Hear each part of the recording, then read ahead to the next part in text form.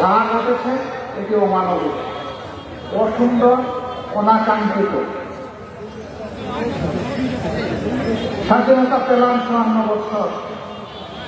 এই দীর্ঘ পথ পরিক্রমায় একটা জাতি বিশ্বের দরবারে মর্যাদাবান জাতি হিসেবে দাঁড়ানোর জন্য যথেষ্ট সময় ছিল। কেউ যদি বলে বাংলাদেশের স্বাধীনতার পরে জাতির জন্য ভালো কিছুই হয়নি, আমি একমত হব না। হ্যাঁ, অনেক কিছুই ভালো হয়েছে, কিন্তু যদি দুর্নীতি এবং দুঃশাসন না থাকত তাহলে অকল্পনীয়ভাবে বাংলাদেশ মাথা উঁচু করে দাঁড়াতে পারত। দুর্নীতি এবং দুঃশাসনের কারণে আমরা স্বাধীনতার সেই ফসলটুকু ভোগ করতে পারলাম না। সম্প্রতি দুঃশাসন আমরা প্রত্যক্ষ করেছি, গোটা জাতি মজলুম ছিল। বিশেষভাবে আমাদের দলটির কথা আপনারা জানেন। আমাদের সম্মানিত সহকর্মী সিনিয়র নেতৃবৃন্দের সিরিয়াল ধরে ১ থেকে ১১ জনকে আমাদের বুক থেকে ছিনিয়ে নেওয়া হয়েছে, সব বন্ধ করে দেওয়া হয়েছে। একটা ফোন করেছেন, তারা সুস্পষ্ট গণহত্যা করে ভিত্তিতে গণহত্যাকারীদের বিচার করে শহীদদের আত্মা শান্তি পাবে।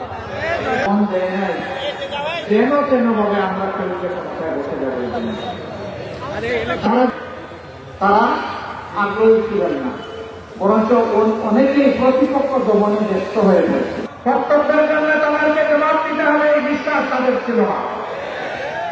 বেইজ্জতি তাদের কপালে অনিবার্য, অসম্মান অপদস্থতা তাদের থাকবেই।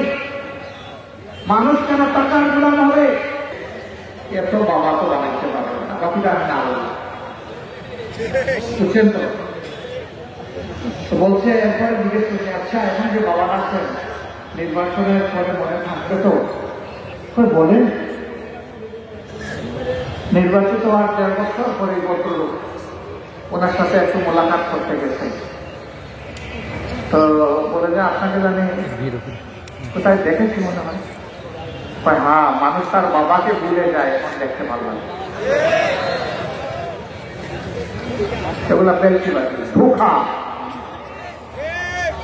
তারা আমাদের কথা, আমাদের অনুরোধ তারা রক্ষা করেছে।